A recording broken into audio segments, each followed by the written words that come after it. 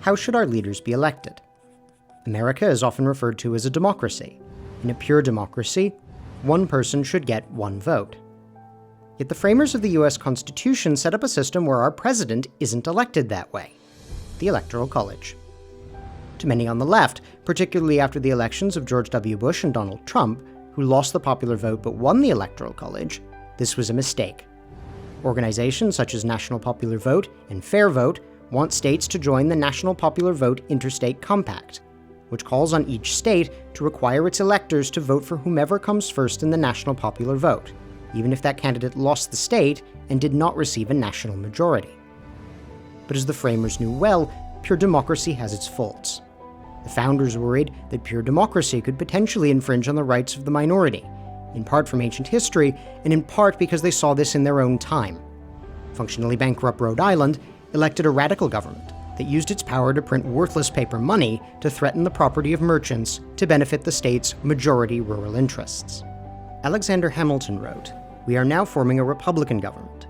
Real liberty is neither found in despotism or the extremes of democracy, but in moderate governments."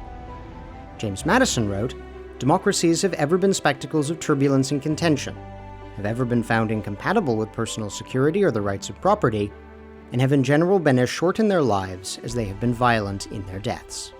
And while they also recognized the use of democratic votes to make the government accountable, the framers moderated democracy with a system that protected the rights of the minority by requiring cross-region and cross-interest alliances to govern.